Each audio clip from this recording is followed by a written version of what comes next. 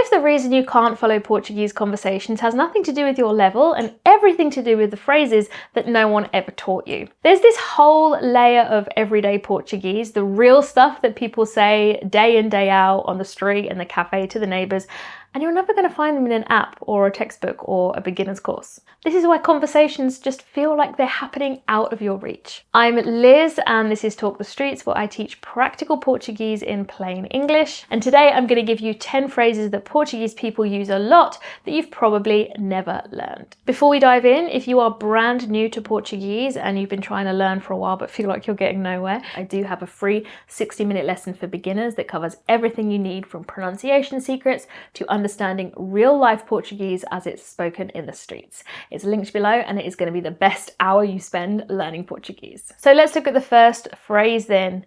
Não te preocupes com isso. Não te preocupes com isso. This means don't worry about it. So we need to have a nice nasal sound, L, in the now. And we also need to focus on this word and putting the stress in the right place. Preocupes.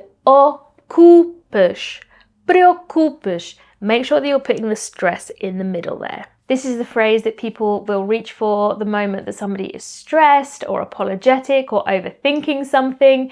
Anytime somebody wants to put you at ease, they will say this. It's warm and it's completely natural. Maybe you've apologized for your Portuguese and they will say, não te preocupes com isso. Next one, já viste isto? Já viste isto? Já viste isto? Have you seen this? Or even, can you believe this? This is when someone wants to share something surprising or funny or unbelievable. They could be reacting to a news story that they're reading on the phone, or maybe somebody has left a lot of dog mess on the pavement right in front of your house. This is what they might say. Já viste isto? Can you believe this? Have you seen this? Next up. Olha, estava a pensar. Olha, estava a pensar. So this is good for two reasons. Let's just look at the first word. Olha. Olha. This comes from the verb olhar, to look. So it's like saying to somebody, look. Or actually, more accurately, which feels strange, but it's true, it's more like, hey, listen. It's a way of getting someone's attention. Then the rest of the phrase, estava a pensar. Now the verb pensar is to think. So this is saying, I was thinking about. So maybe you're saying you're thinking about going to do something or thinking of buying something. This is what we will be saying. Estava a pensar. So for example, olha, estava a pensar ir ao café. Hey, I was thinking of going to the cafe. Next one. Esta cadeira está ocupada. Esta cadeira está ocupada. Is this seat taken? Now, this is very helpful for anywhere that you might be. Cafes, waiting rooms, public transport, anywhere that you need to sit down. This is a really simple, polite, easy phrase to say that people need constantly in daily life. So maybe you're approaching a table at a restaurant and you can ask, esta cadeira está ocupada? Next one is probably one of my favorites and I use it literally all the time. Está na fila. Está na fila. Fila is the word for queue, so think about people lining up single file. And yes, Portugal does have queues everywhere, in the post office, the supermarket, especially at the meat or fish counter, the pharmacy even. So this is a phrase that you really do need.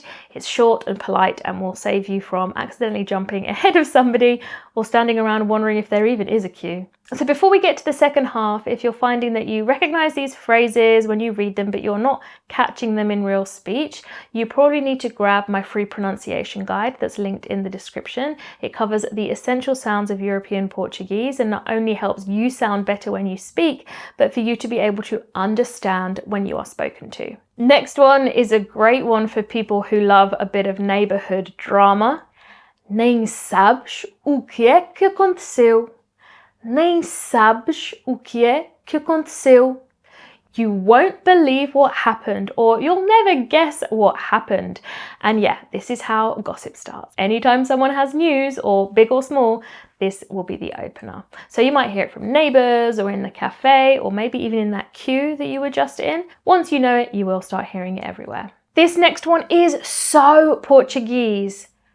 Dá-me jeitinho. Dá-me jeitinho. So the word jeitinho there is a little favor, okay? So you are actually asking somebody here, could you do me a little favor? It comes from the word jeito, which means a lot of things. I have actually done a video on all the different meanings of jeito, but it can mean a little fix, a little help, a bit of flexibility. So this phrase is often used between friends, family, neighbors, anytime somebody needs a hand with something. And knowing this one will make you feel part of the community for sure. So if you need to ask somebody for help, dá-me jeitinho. Could you do me a favor? Could you help me out a little? Next up. A que horas é? A que horas é? This means what time is something. So this is essential for daily life if you want to ask what time something opens, what time the bus leaves, or what time dinner is. It's simple, practical, and something that you will need and hear every day. A que horas é o autocarro? What time is the bus? A que horas é o autocarro? So this is something that I use a lot because I'm such a positive person, but I hear it a lot as well. Vai correr bem. It's going to go well. Now, of course, the difficult thing about this is that double R in the middle of the verb correr. That's going to be a ch sound, or it could be a r sound. So another way of saying this would be que corre tudo bem.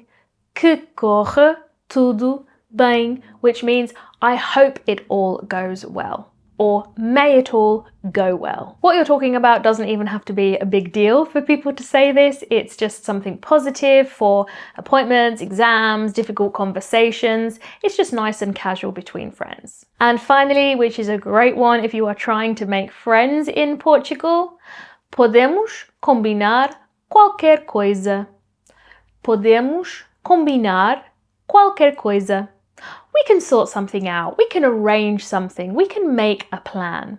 That's what the verb combinar means. It's to arrange, and qualquer coisa is just something. So this is a really relaxed Portuguese way of keeping things open. You can make some plans without pinning anything down in that moment. You can use it at the end of a conversation with anybody that you would like to see again. So there you have it, 10 phrases you're going to hear day to day in Portugal, but that you won't find in a textbook. I dive deeper into this as a concept in my free lesson for beginners. We go through things like one-word wonders, where you can learn single words that mean a lot that you can use in all types of daily situations in Portugal. So if you'd like to dive deeper into that, and also pronunciation, so you can work on saying these words and actually sound native when you do it, you should definitely sign up for my free lesson for beginners. It's linked in the description. I call it my quick start guide to speaking, so you will walk away from that session with so many more skills and more confidence when it comes to speaking Portuguese. I also have a whole playlist of real life Portuguese vocabulary and pronunciation.